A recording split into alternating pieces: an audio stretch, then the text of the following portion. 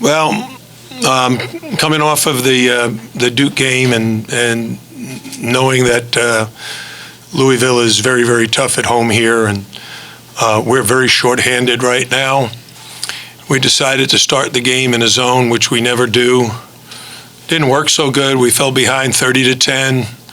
Made some adjustments, made some changes. Our guys started to really pull together and make some shots, make some good plays, make some good decisions. Got it back within 11, and then the second half, I thought we really played well for about 15 minutes, but Louisville stepped it up in that last 5 minutes, ran a couple of flare screens to hit some threes, and that was the difference. Questions?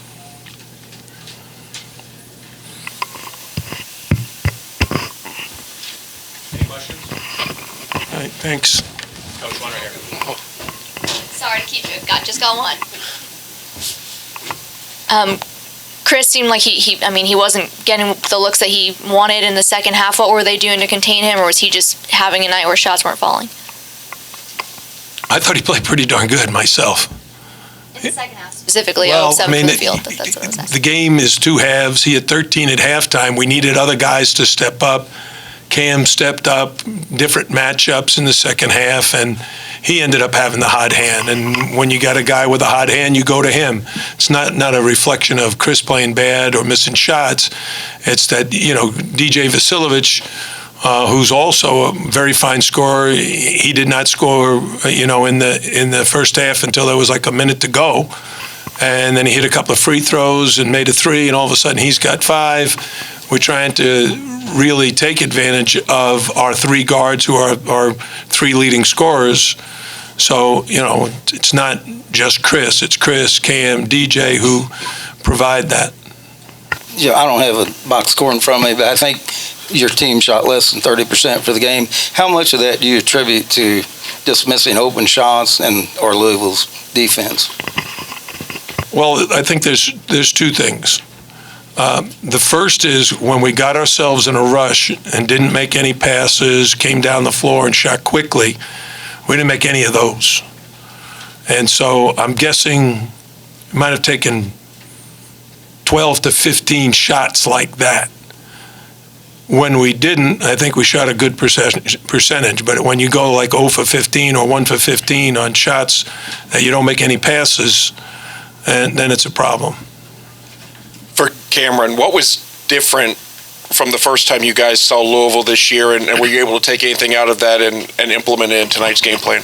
The first time we played them was our first game. We're a new team. We've got a lot of new guys, so I think the difference is just the chemistry. We got a lot more chemistry. We move the ball better, and we play better defense now. Coach, you got it to 5 back here.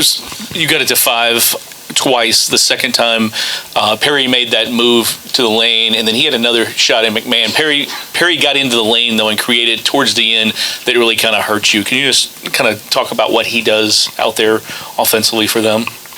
When you have a player like Wara who gets a lot of attention, and then they basically went 4 round 1 to start the second half and just posted Enoch for, he's a tough matchup for us. We ended up taking Rodney Miller out, putting Sam Wardenberg on him, and then fronting him. And then as the game moves on, coaches are making, some adjustments. And what they did, I said earlier, they went to that flare screen, and Perry was able to find McMahon.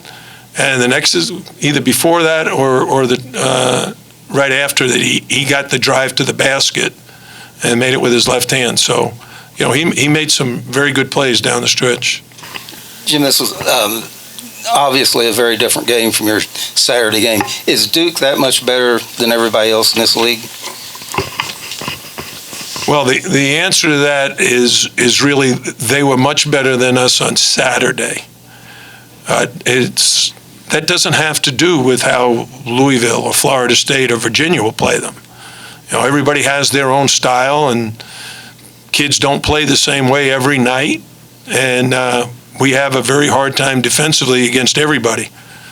And our players know it. Our defense and our rebounding have not been good this year, and Duke was able to take advantage of both categories. You had a chance to cut it to 2 very late, and you had 3 starters who played at least 37 minutes. Did you see fatigue become a factor in the last few minutes? I don't know. My coaches told me to take them out. I said no. You only get so many opportunities to play a top 10 team on their home court and be within 5 points with just a few minutes to go. And the only guys that can get us to the finish line are those 3 guards, because the other guards are freshmen.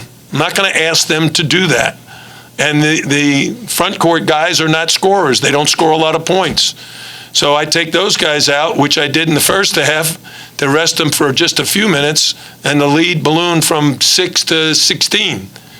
So our choice is they play for the rest of the game. They can rest tomorrow and Thursday because we don't play until Sunday. 2 more questions. This is for Cam. What did you all do different, you thought, in the second half that made you all cut it to 5 and get back in the game?